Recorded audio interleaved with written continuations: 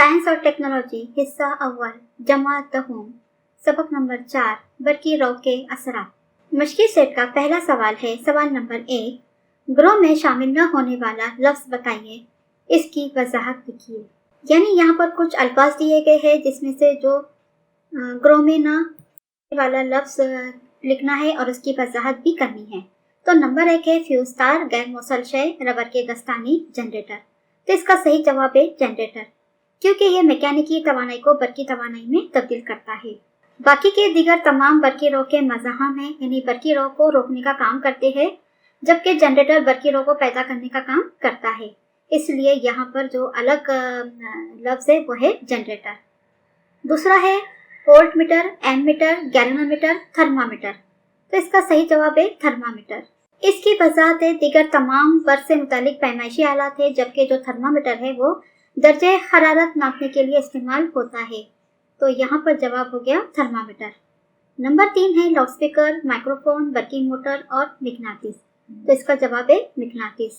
मिकनातीस बरकी आलात में इस्तेमाल होने वाली शय है, न कि बरकी आलात, लेकिन दीगर तमाम क्या है, बरकी आलात है। सवाल नंबर 2 है साख्त और काम बताइए, साफ सुथरा नामजद खाका बनाइए। नंबर 1 है बरकी मोटर, नंबर 2 है बरकी जनरेटर। सबसे पहले हम बरकी मोटर की साख्त और काम के बारे में मालूमात लेंगे।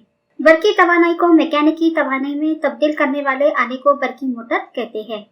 अब है उसकी साख्त।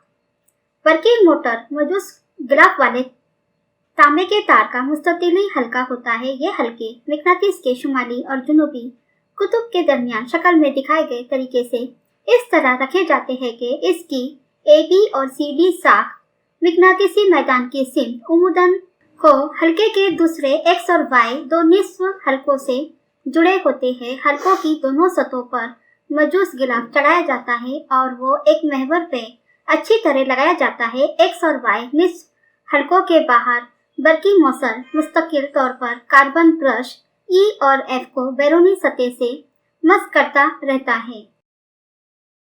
अब हम देखते हैं उसके काम। शक्ल में दिखाए गए तरीके से दौर मुकम्मल करने के बाद बरकी रो E और F इन कार्बन ब्रश के जरिए हल्के में बहने लगती है। हल्कों की साख AB से बरकी रो A से B की सिमत जाती है। मिकनातीसी मैदान की सिमत शुमाली कुतुब से जुनूबी कुतुब की जानिब होने से इसका असर साख AB पर होता है। फ्लेमिंग के बाएं हाथ के कानून के मुताबिक साख AB पर पैदा होने वाली कुव्वत को इसके नीचे की सिमत धकेलती है।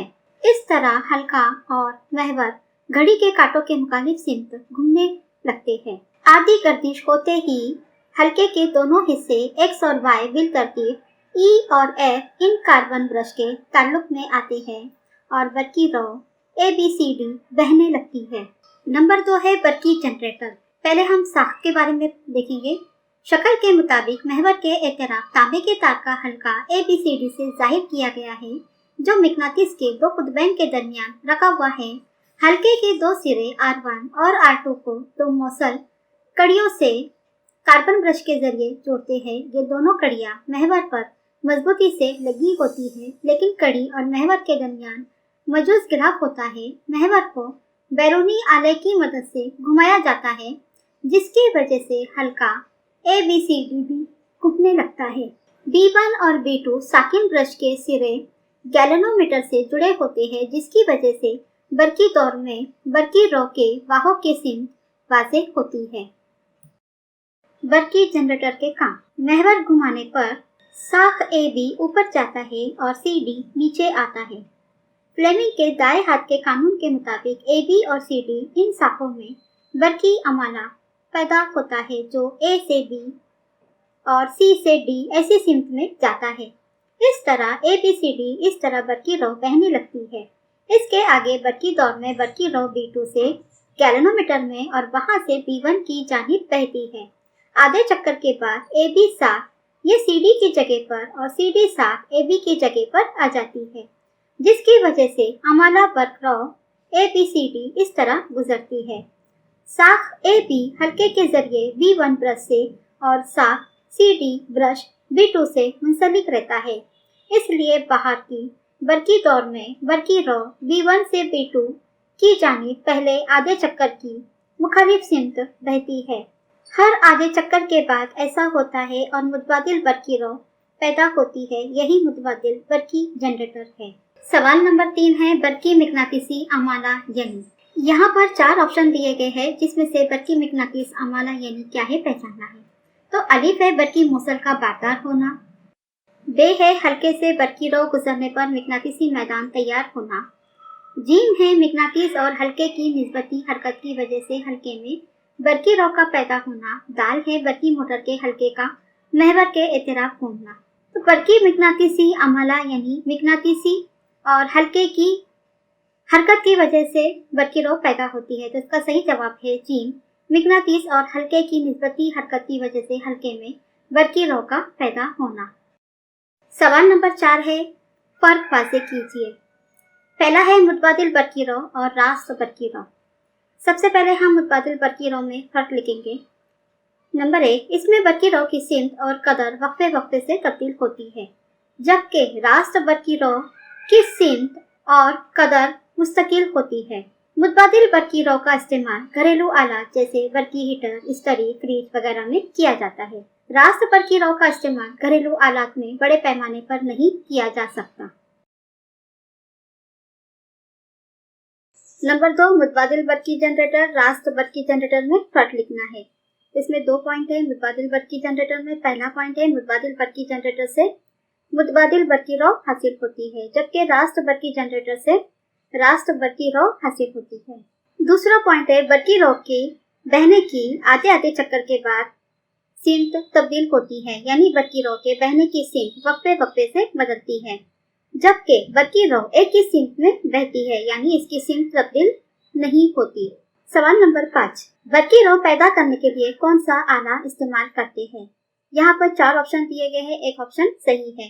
तो बरकी रो पैदा करने के लिए बरकी जनरेटर का आला इस्तेमाल करते हैं। तो इसका जवाब है बरकी जनरेटर। सवाल नंबर 6, शॉर्ट सर्किट किस वजह से होते हैं, इसके क्या असरात होते हैं। तो जवाब में लिखना है जीगू यानी बर्कदार तार और मोतदल तार के मिलने से शॉर्ट सर्किट होता है।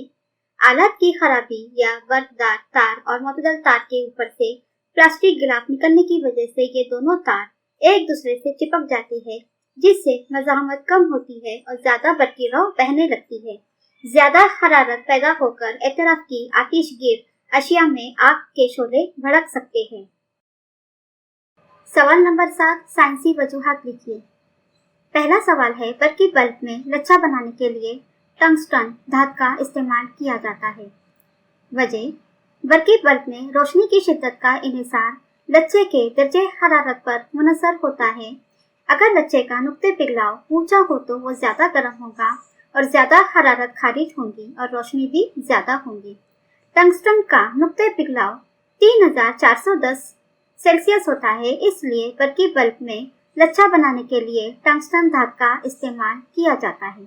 सवाल नंबर 2, हरारत पैदा करने वाले बिजली के आलात मसलन इस्त्री, बरकी अंगेठी बॉयलर में खालिज धातु की बजाय नाक्रोम जैसी मखलूत धातु इस्तेमाल करते हैं। खालिज धातों का इस्तेमाल नहीं किया जाता। वजह, इस्त्री, बरकी अंगेठी वगैरह बरकी रो के हरारती असर के उसूल पर काम करते हैं। नाक्रोम जैसी मखलूत धातु की मज़ामत बहुत ज्यादा होती है और इसे बगैर तकसीब के ऊंचे दर्जे हरारत तक गर्म कर सकते हैं। इसलिए हरारत पैदा करने वाले बिजली के आलात मसलन इस्त्री, बरकी अंगेठी बॉयलर में खालिज धातु की बजाय नाक्रोम जैसी मखलूत धातु इस्तेमाल करते हैं।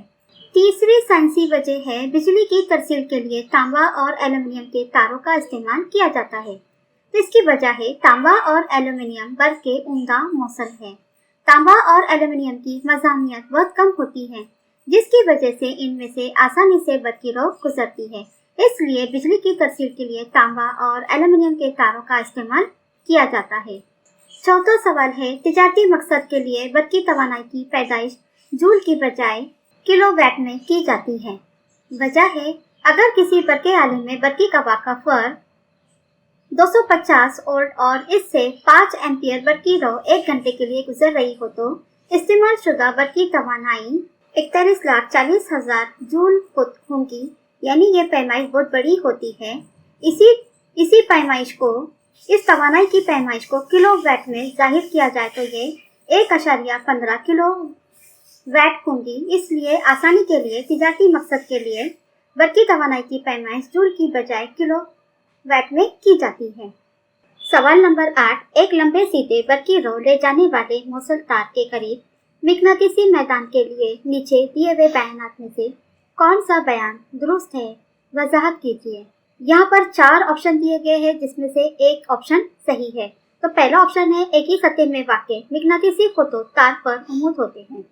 दूसरा ऑप्शन है तार के मुतवाज़ी मिकनातीसी खतूत तार के इत्तराफ होते हैं। तीसरा ऑप्शन है तार पर उम्मूद मिकनातीसी खतूत तार से दूर होते हैं।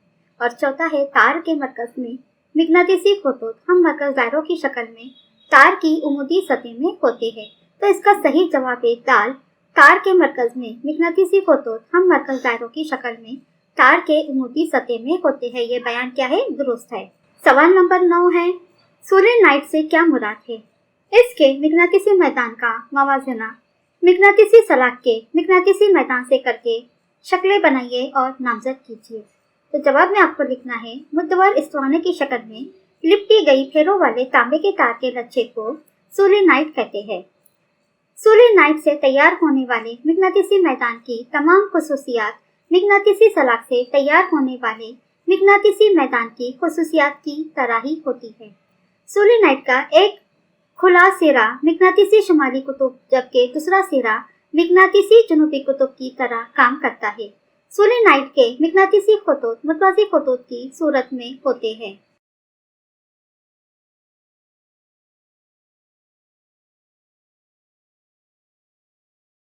सवाल नंबर 10 है अशकाल को नामजद कीजिए और इनके तस्वुर को वाज़े कीजिए। यहाँ पर 2 शक्ल दिखाई दे रही है, अलिफ और बे।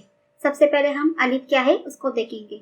शक्ल अलिफ के तजुर्बे में बरकी रो की सीमत और मिकनातीसी मैदान की सीमत देखने पर यह वाज़ेह होता है कि कुव्वत की सीमत इन दोनों की उम्मूदी सीमत में है।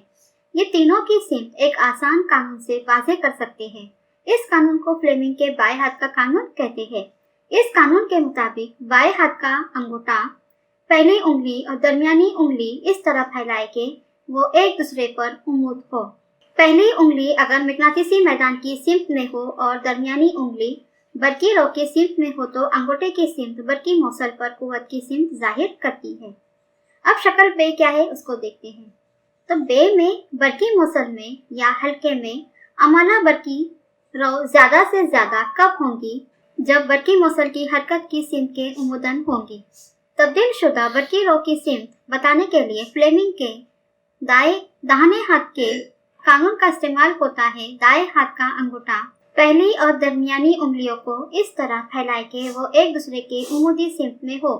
ऐसी हालत में अगर अंगूठा मौसल के बरकी बाहु की सिमत पहली उंगली मिकनातीसी मैदान की सिमत जाहिर करे तब दरमियानी उंगली अमाला रो की सिमत जाहिर करती है। इस कानून को फ्लेमिंग के दाएं हाथ का कानून कहते हैं।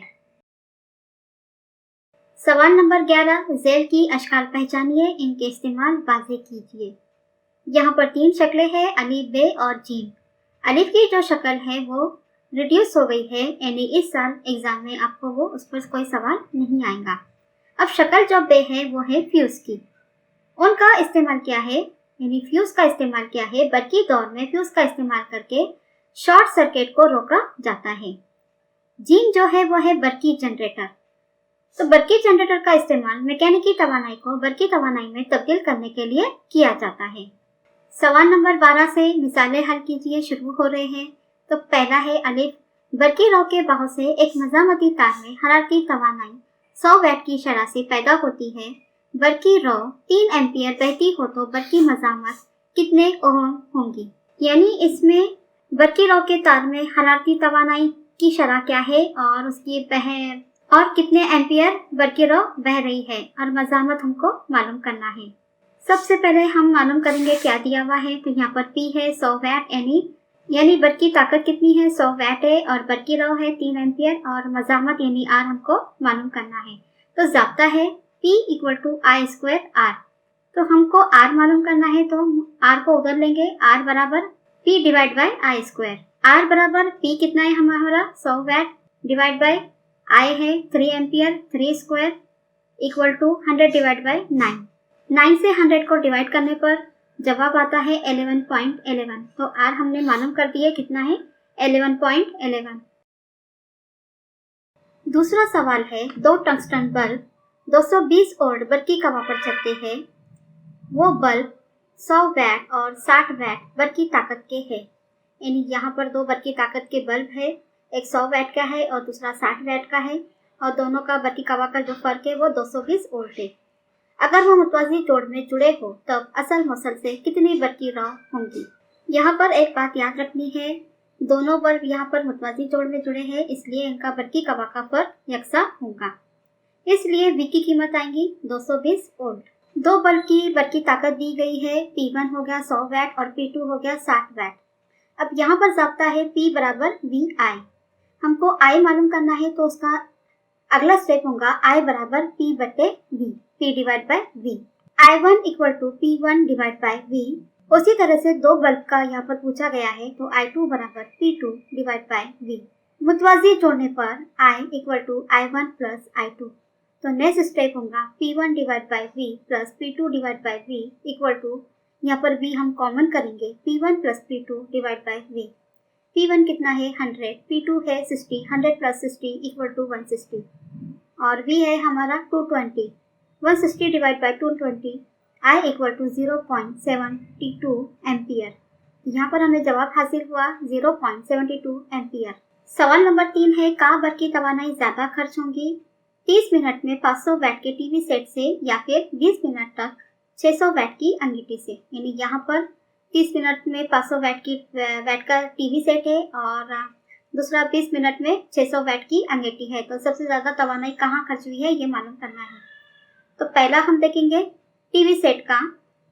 P1 कितना है 500 वैट है और T1 है 30 मिनट। यहाँ पर हम उसको सेकंड में तब्दील करेंगे तो 30 × 60 बराबर 1800 सेकंड। दूसरा अंगीठी का P2 है 600 वैट है और T2 है 20 मिनट, उसको हम सेकंड में इसको तब्दील करेंगे, 20 × 60 बराबर 1200 सेकंड। अब हम टीवी सेट में खर्च हुई तवानाई को देखेंगे। उसका ज़ाब्ता है P1 equal to P1 multiply T1। यहाँ पर P1 है हमारा 500 और T1 है 1800। 500 multiply 1800 equal to 9 lakh equal to 9 multiply 105 joule, यानी हम इसको जूल में तब्दील कर रहे हैं। अब दूसरा लेते हैं हम अंगीठी में कितनी तवानाई खर्च हुई है, तो उसका ज़ाब्ता है E2 बराबर P2 मल्टीप्लाई T2। P2 है 600 और T2 है 1200। 600 multiply 1200 equal to 72 lakh equal to 7.2 multiply 105 joule. यानी यहाँ पर अगर दोनों का हम फर्क देखें या दोनों का कंपैरिजन किए तो टीवी सेट अंगीठी के मुकाबले में ज़्यादा तवानाई खर्च करता है। चौथा सवाल है, रोजाना 2 घंटे 1100 वैट बरकी ताकत की तरह इस्तेमाल की जाए तो अप्रैल महीने में इसके लिए कितना खर्च आएगा। बिजली कंपनी 1 यूनिट तवानाई के लिए 5 रुपए लेती है। यानी यहाँ पर हम रोजाना 2 घंटे अगर इस तरह इस्तेमाल करते हैं और उसका वैट यानी बरकी ताकत है 1100 वैट, तो अप्रैल महीने में इसका कितना खर्च आएगा, और बिजली कंपनी 1 यूनिट के 5 रुपए लेती है। तो सबसे पहले हम कुल यूनिट हम लोग मालूम करेंगे। तो यहाँ पर दिया हुआ है P बराबर 1100 वैट, यानी बरकी ताकत है 1100 वैट। वक्त दिया गया है 2 घंटे, यानी